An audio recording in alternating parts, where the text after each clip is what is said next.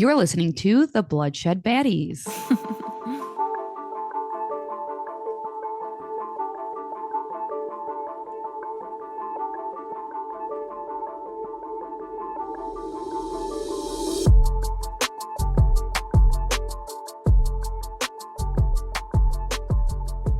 Hi, I'm Lex, And I'm Sam.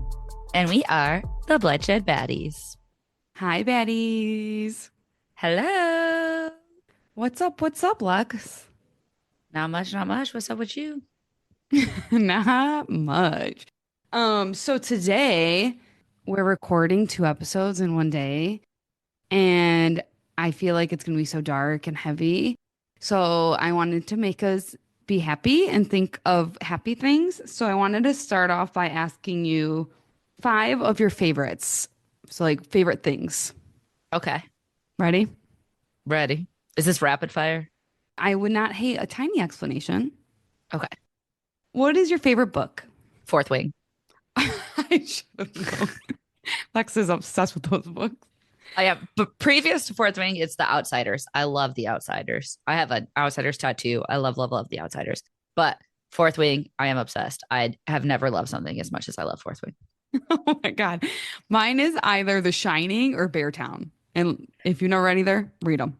Beartown, great. The Shining, I did not. I don't like Stephen King's writing. It's too descriptive.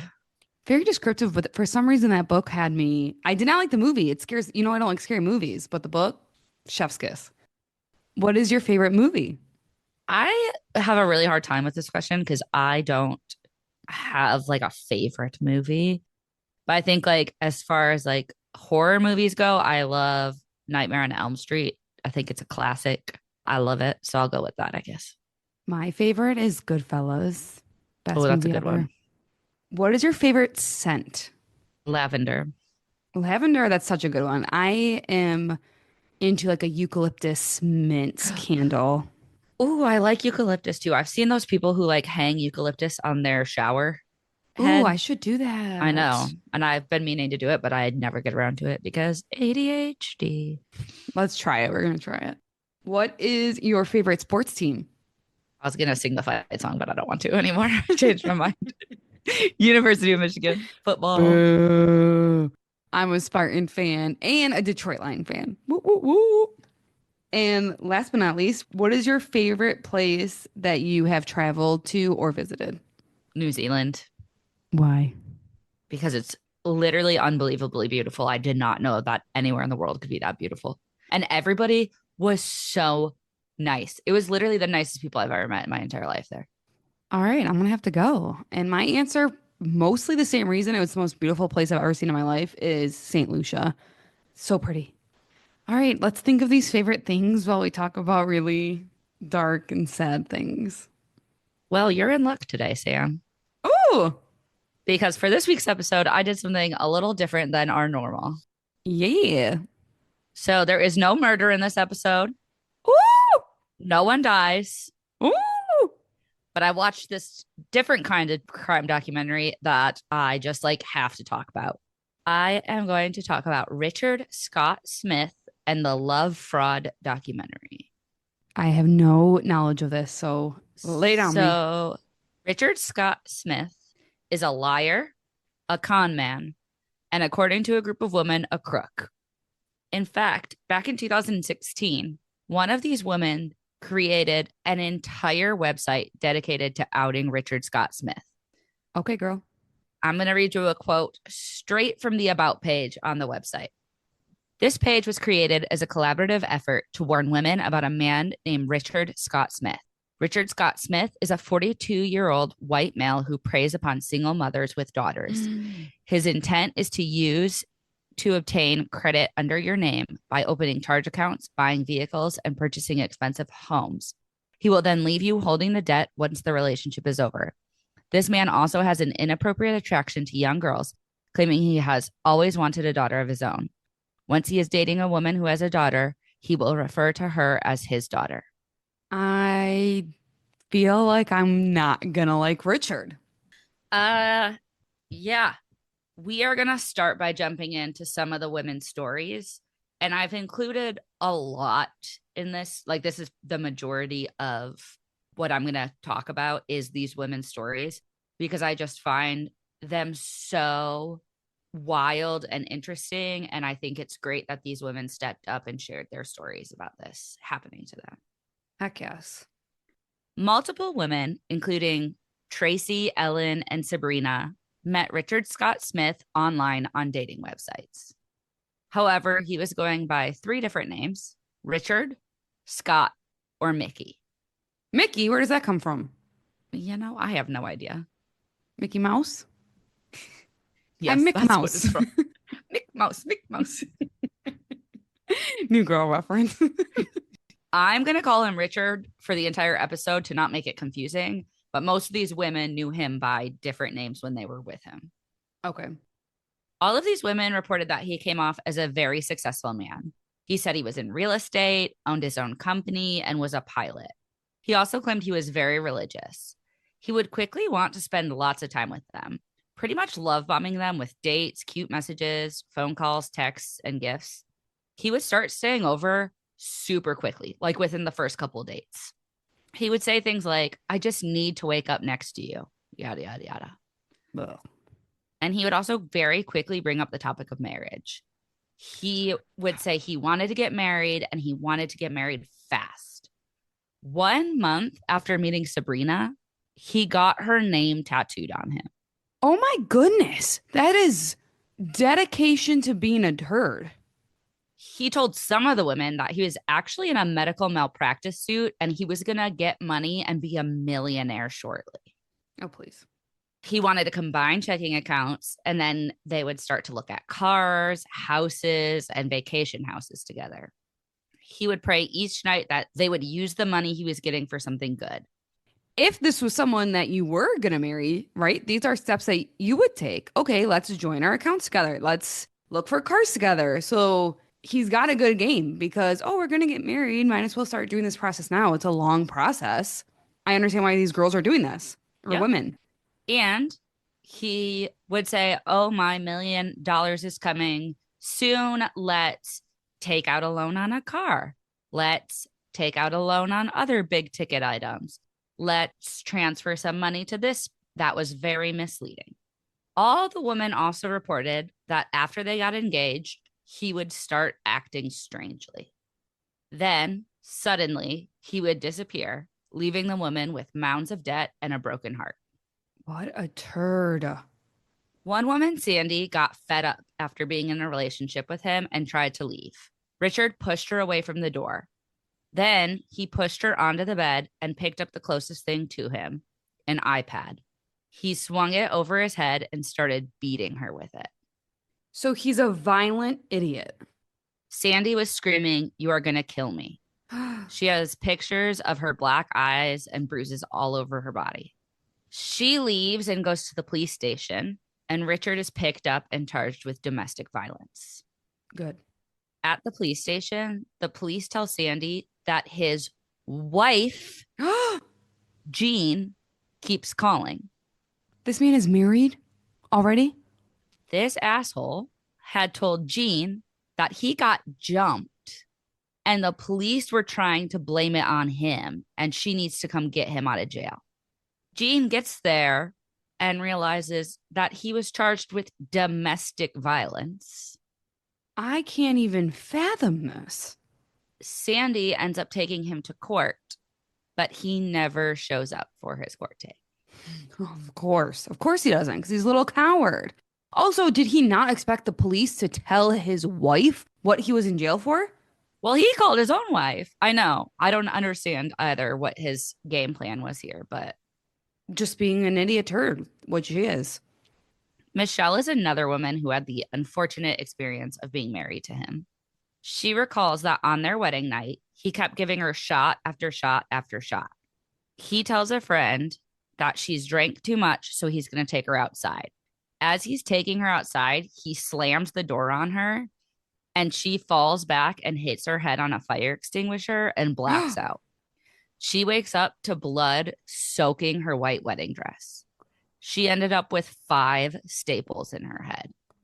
Oh my gosh. And like such a manipulative tactic. Like, let's get you super drunk. So like you don't remember anything and I can be, oh, I gotta take care of my wife and take care of her because she's not remembering and acting like this. Like, ick all around.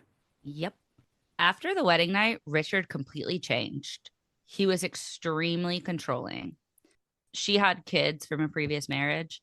He would say, if you leave, I will hurt your kids.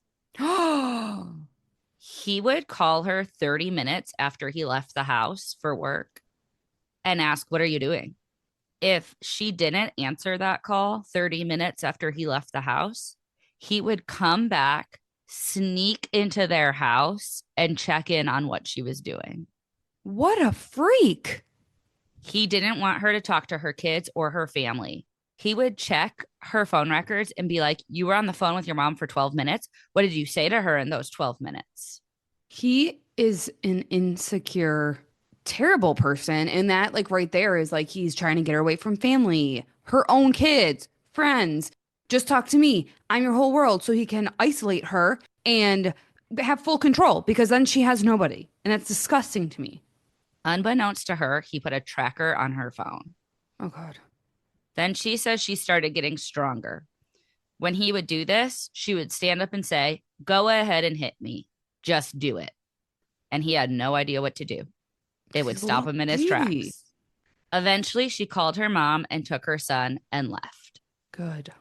Altogether, at the time of this documentary, Richard was married to 10 different women, sometimes more than two women at the same time, How is that possible? Just how? Well, he had the different names. because he has So I'm different sure. names.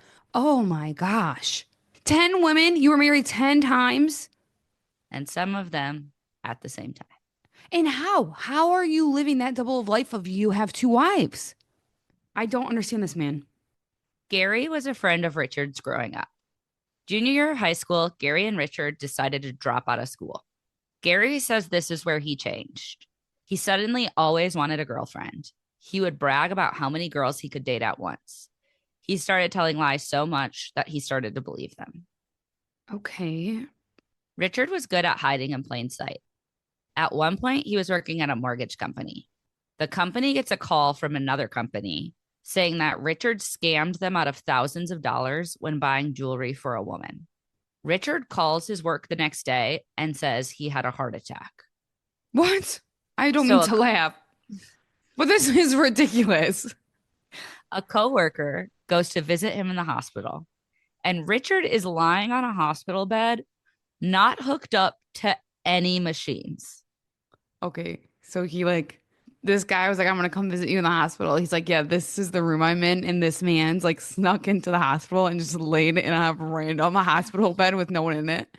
So his coworker is very confused. And as he's leaving, he hears the doctor say, have you ever had any heart episodes? No way. So he came in here and was like, oh, I think I had a heart attack. And they're like, no, man, you didn't at all. So he did actually go in for commitment, but the doctor was like, no, dude, your ticker's fine. Richard disappears, never to be heard from again. Just like a con man as can be, not even with the women, with his jobs, with the jewelry store. Like, Everybody in his life, we'll see. Everybody. my God. This part is very sad, just a heads up.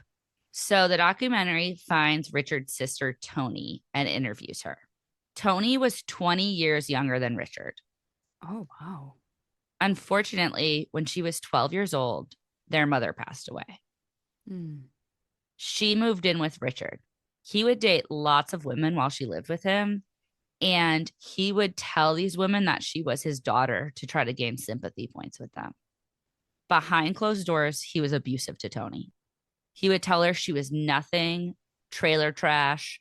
Why would mom keep you around? And was actually violent towards her. This young 12-year-old girl lost her mother, moves in with her older brother who is treating her like this. That's terribly, awfully sad. And I also think it's very weird that he would say that that's his daughter and then was like prying on single moms and wanting kids saying that's my daughter. That's like kind of creepy, I feel. It's very creepy. So Tony got out of the situation eventually, and she no longer has contact with Richard. He does not even know where she lives. Good. Good. They also interview his aunt. She says when Richard was a child, he knew right from wrong. Richard went by his middle name Scott growing up. Trigger warning for suicide coming up. Richard was abused by his mother, so he lived with his grandparents till he was 9. Mm. His mom had a really messed up life. Her mother and her grandmother actually committed suicide together. Oh my gosh. When Scott was 9, his mom was visiting for him for Christmas, and she took Richard and ran off with him, never to be seen by his family again. His mom kidnapped him, and then none of the family saw And him after they that. never found him. So then his childhood, not to give this man's any excuses, but was not great at all. Yeah. That is very sad. When Richard was older, he found his aunt and reconnected with her. Just like the woman he dated, he wooed her immediately. He would say things like, "You're the closest thing I have to a mom." She wasn't able to have kids, so she was so happy to fill this role for him now that his mom had passed away. That's gut wrenching. He even started introducing her as his mother in public. Once her husband got sick and was in the hospital, Richard offered to help. He became her husband's power of attorney. He then sold his possessions and tried to have their house put in his name. He just pries on the vulnerable, man. I can't stand that about people. Ugh. As I said in the beginning, some of the women have come together on this website. Richard actually has violated his probation and has a warrant out for his arrest. The problem with all his aliases, phone numbers, moving around, he cannot be found. So this group of women, the Revenge Squad, decides to do something about it. Yeah, girls, girl power. Baddie, baddie, baddie, baddie, baddie. So the Revenge Squad talks to Carla, the bounty hunter. Okay, Carla. Carla picks up fugitives for a living. She a baddie too. Carla is like exactly how you would picture a female bounty hunter to be. She is like rough and tough and just a fucking badass. Be our friend, Carla. So she is appalled by this man and she says, "I will pick up this case pro bono. You women don't Oh, have to pay a yes. thing because of this dirty, dirty scumbag." Woo. When looking into him, she finds that he's used 8 to 9 different aliases and different social security numbers. How do you keep track? I literally have no idea. Also, I'm not a criminal, but how do you find 8 to 9 different social security numbers? You just like make them up in your head? I don't understand that. I literally have no clue. Oh my goodness. She has a theory that he marries women because once they're married, if he takes money out of their account or takes things out under her name, it's not illegal because they're married. So it's their money now. That's why he joins the accounts. And then if you think about it, if he divorces or whatever he does and gets a new alias, he's not even connected to that account. She is. They can find her and he can be on his merry way. That's disgusting. He's as horrible of a human as he is. He's very smart. I could never think of this, but I'm not deterred. So One of the women, Tracy, and her kids stake out these apartments that he said he rent out. He was pretending to be a landlord when he was with Tracy. oh God. So one of the kids, these kids are not like little kids. These kids are like in their 20s. You're making it sound like little 8 and 9 year olds running around. Yeah, no, they're like in their 20s. And one of the kids sneaks into the garage and sees his motorcycle and a brand new truck. Carla looks into the truck and it is registered to a fake company. What? He is then spotted leaving Kansas City in a U-Haul. Carla looking everywhere for him. This girl, she ain't gonna quit, Carla. She ain't gonna quit. She's like, I got you, woman. She's a girl's girl. I love a girl's girl. Yes. She finally finds an article about him. Richard moved to Wichita and was now the vice president of a restaurant called Crab Kings. Crab with a K, Kings with a Z. Okay. Now, Carla's got a lot of great lines that she says. She is pure, unfiltered Carla throughout this documentary. But I literally took this word from word because this is my favorite thing she said in the whole documentary. She said, How the fuck do you go from apartments to crab cakes? Fucking crab. Really? I mean, that's where my mind was going. She says what I was thinking when I was nervous laughing. Like, what? So Richard opened this restaurant with his current girlfriend. Oh, poor girl. His current girlfriend who left her husband and kids for this man. He is a different kind of scum. But oh no, Wichita out of Carla's jurisdiction. Carla can't go Why? there. Don't you worry though. Carla got the connect to a PI in Wichita. Yeah, she does. I shouldn't have even been sad. I know she does. The PI stakes out Crab Kings and sees him there. So the next day they call Crab Kings and they're like, "Hi, is Richard in?" And they say, "He doesn't work here and we can't give out any information of previous employees," which you kind of gave out information by saying that. That is true. Like you're supposed to be like, "I cannot confirm nor deny that Richard ever worked here," but instead they say we can't give out information of previous employees. Yes. So, like, he did Which, work here. yes, they do get in touch with an employee though, Samantha. Ooh, we love that name. Yes, so Samantha, she knew him as Mickey, but she says Richard hired me, but he disappeared and never came back. So he said, "You're hired." Mick Mouse says, "You're hired," and disappears. And she's like, "Where's Mick Mouse? He hired me." And he's just gone. Carla, the girlfriend, was a co-owner. Carla told Samantha that she was divorced. Carla is not divorced. But in talking to Carla, Carla actually found the website the other woman made, approached Richard about it. Richard said it was a witch hunt. She just had to believe him. And she said, well, if he really did it, he'd be in jail. So kept dating this man. Women, women, women, please. If there's a full blown website on a man, if there's PPOs taken out on a man, if there are women approaching you saying X, Y, and Z, here is evidence just to let you know, being a girl's girl, don't be with this man. Listen, listen. If there's multiple women on this website, it's not a crazy girl. Come on. So Carla then gets interviewed and she says she met Rick at karaoke and they get together and he's like, "Oh my God, your dream is to open a seafood restaurant. We should open one together." And she's like, "Ah ha ha, like maybe one day." And then one day she walks in and Rick is putting all of Carla's personal information into a website, trying to get her a business card. And she's like kind of mad. Yeah. But then she goes, but what if I get it and I can have my dream of running a seafood restaurant come true? Because he wants to look like, "Oh, you've always wanted this. Let me give it to you." That's how they pull you in. Samantha, the employee, says she started noticing weird things. The restaurant opened, they have press there. Richard refuses to be in any pictures or videos for press, for social media. He doesn't want to be in nothing. Because he a dog in a bad way. Another employee, Tammy, was also interviewed. One night after work, she went to the club with Richard and some other employees. She said something to Richard about him being married to Carla, and he flipped out and was like, "I'm not married to her. I want nothing to do with her." The woman he opened the seafood restaurant with? Yeah, you might be asking, why would he say that? Yes, that was my next question. Because he started dating that employee. Oh my gosh. They dated for 3 whole days. In the 3 days, he said, "I love you," sent a million texts and left a million messages. Run.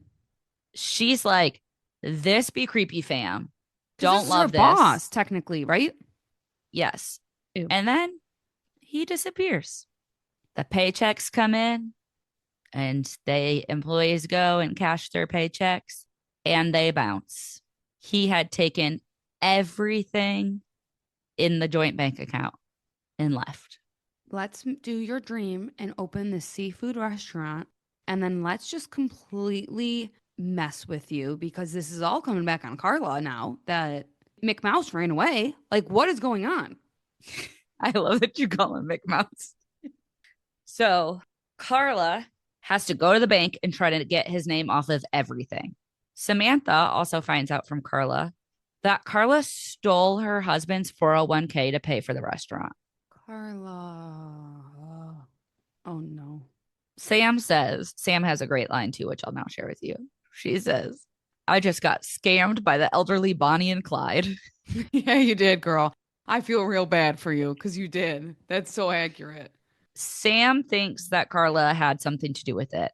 Carla claims she had nothing to do with it. Now, Carla goes back to her husband No, after this, and he says he loves her and he's going to forgive her. this woman stole your 401k to open a seafood restaurant with another man. This sounds legit fake. I will say they interview him, and it seems like maybe our lights are a little dim. The lights are on somebody's home, but maybe the lights are a little dim. Maybe we haven't experienced much life outside of our small town in Carla. Yeah, and baddies, can we promise each other if someone steals our 401k to open a seafood restaurant with somebody else, we just drop them? Yeah. Yeah. So PI's back on the hunt. Carla back on the hunt. We got to find Richard. He's disappeared. They accumulate a list of 43 phone numbers and 53 addresses that are associated with Richard Scott Smith. How does he keep up? I could never. What's your phone number? I'd be like, hold on, I gotta check. Like, Yeah. that would look suspicious as can be. Sometimes I forget my zip code. And I've been in my house for almost a year. Sometimes when I'm at the gas pump and you have to put in your zip code, I almost put in my old Michigan zip code. And that was like 10 years ago I lived there. So Yeah. there's no way. So then they know what to do. They go to this girl, Lee. Lee dated Richard at one point. They're no longer dating, but she thinks he is amazing. Her parents love him. She says it's all a witch hunt. And she talks to him 4 times a week, What? but claims she doesn't know where he is. With what number, girl? So the PIs are like, we just going to hang out with Lee. We going to run into him Oh, yeah. if she hangs out with Lee. So that's what they do. And they do find him. And he's in Knoxville, Tennessee. Take one guess on where Lee lives. I don't know. I don't want to. Knoxville, Tennessee. I was afraid I'd be wrong. And he was working at a boat and RV repo place. Oh my God. They get him on video meeting up with Lee's dad, Oscar. What? This whole family is infatuated with this man? The vehicle he is driving belongs to Oscar. Oscar gave this man's the vehicle. Gave this man the vehicle. Lee is dating another man at this time. So this documentary calls up Lee's boyfriend. And he's like, oh my God, thank you for calling. Richard is trying to slide in and do something. I'm here to help. Woo! He knew all along. Lee, who's been dating Daryl for 3 years, breaks up with him because Richard is back. How did Lee and Richard meet each other? They dated a long time ago. Oh, yeah, you said that. So now her little fling's back. She breaks up with Daryl after 3 years? Yes. Lee, come on, girl. Daryl tells them that a couple weeks ago, Richard says he needs a place to stay. And Lee allows him to stay at their parents' condo. She has her dad, Oscar, pick him up at the bus stop. These parents, no, I can't. Well, Daryl says that Oscar is starting to get old. He's starting to forget some stuff. So Richard starts calling Oscar dad and saying that he loves him. Taking advantage of the vulnerable. That's why he wants Lee back. Oh, your dad's getting forgetful. I can get this money from your dad. Daryl tells Lee Richard is a con man and is going to take advantage of your parents. Good for Daryl. You break up with me. Like, he's not like deuces. He's like, you know what? Let me be nice and tell you that this man is a con man. Now, mind you, Lee breaks up with Daryl, but is not dating Richard at this point. But Interesting. Richard is dating a new girlfriend in Knoxville named Stephanie. Okay. So now that the Revenge Squad has all this information, they decide to trek to Knoxville, Tennessee to finally get him. They all go together. Yeah. I love everything about this. Carla comes too. Don't worry. Oh, yes. They find out he has another girlfriend. And what's her name? Stephanie. This is Stephanie number 2. There's 2 Stephanies. Yes. I guess you Oh. won't forget her name. Yeah, I guess this one was easy for him. He's like, at least I don't have to remember this stuff. So they're trailing him, these PIs all around, and the Revenge Squad's coming up there to trail him all around. And they realize he stops going to work as much because he's trying to juggle 2 women. And now all of a sudden he's got a third, Lisa. How? And Lee's still on the back burner. They go out there. They're following him around. They call the police, are like, there's a man with a warrant out for his arrest. He's right here. Come get him. The police come. They get him. He's arrested. Let's go, Revenge Squad. Heck yes, girls. Woo! Less than 24 hours after the arrest, No. Oscar's boat is sinking. No. He refuses to believe that Richard had anything to do with this.